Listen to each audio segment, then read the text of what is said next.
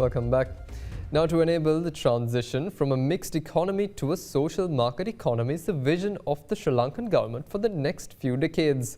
The concept of a social market economy, which became the driving force of the economic growth in countries like Germany following the Second World War, is also common in some of the European countries like the United Kingdom, Austria, Poland and the Czech Republic.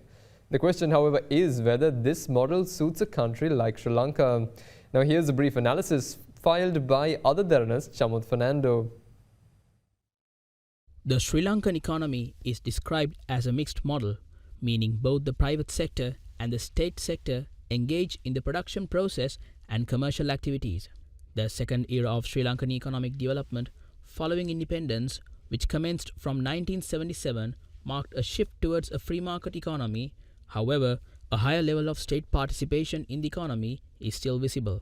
A mixed economy helps reduce income disparity between sections of society by providing equal opportunity for employment and education.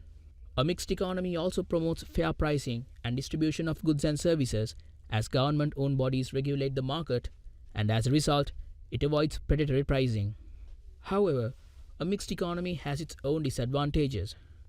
Market equilibrium is tough to maintain because of public and private interests, and excessive state control in a mixed economy hinders the growth of private sector industries.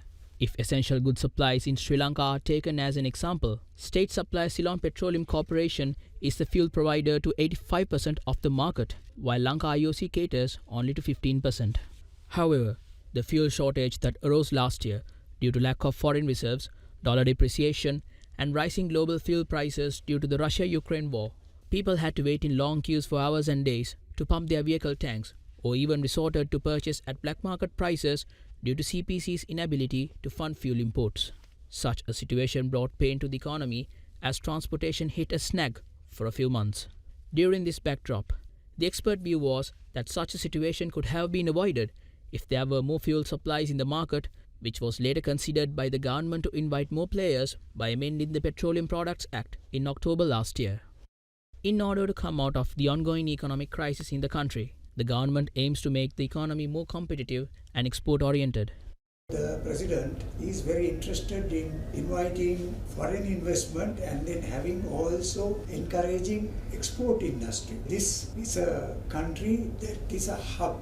Are we making use of this, our unique placement in the world map? If you take shipping lines, this is an ideal transshipment port. Are we making use of the transshipment that is available in the world? Now, global trade, if you take, for example, most of the developed ports in the world are being used for trade, not only for export and import. We must encourage people to come here and, if possible, be in this country or take flights to other countries. That's the global hub that is available. So we must encourage more airlines to come in. We are a country that is high in skills. We are only exporting low skill. We should go for high skill. This is opportunity that is available in this country.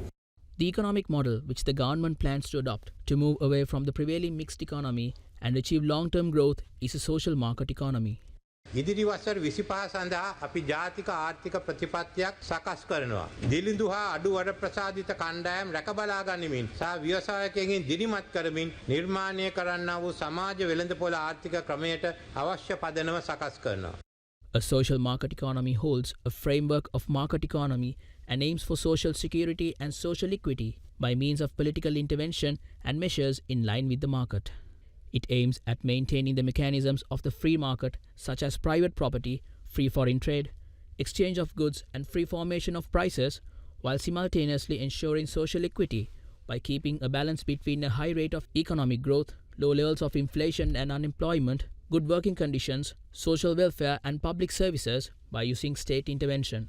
Germany is said to be the prime example for a country that achieved higher levels of economic growth via the introduction of a social market economy. According to Germany's social market principles, the government must afford businesses freedom to operate on a level playing field while promoting prosperity and social security for the people living in Germany.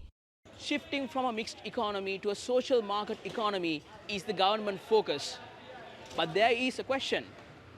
Will such a model suit the Sri Lankan economy? And is this target achievable?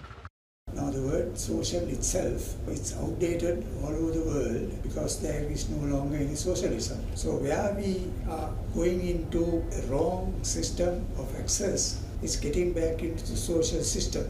Free market economy will open the doors for everybody to come in here and invest as well as for travel and trade. So that's where the country should be heading, not be bringing in controls from the state into the economy. I think the social market economy is something that can be achieved at a higher level of economic development, not at a very low level of economic development. What we really need is more development oriented, more growth oriented, so that it creates opportunities for people to elevate themselves. Because in a social market economy, fundamentally they have a high tax regime. For you to tax people, people must have the income capacity, and income capacities across the society. So in that sense, I would say that most of the talk about social market economy didn't make sense because we have not been on the growth trajectory adequately. We need to be on industrialization, trade promotion, and economic growth. I think the social market economy is a good target down the line. What it will do is it will create opportunities for businesses to function without this so-called rent-seeking, politicization, which are the norms in this country. So first, you have to have these things eliminated so the private sector and the enterprises can be very competitive. Second side of it is that once these incomes are created, the economy has the capacity to tax, and that taxation can create a sufficient amount of resources within the economy to look after a lot of public goods.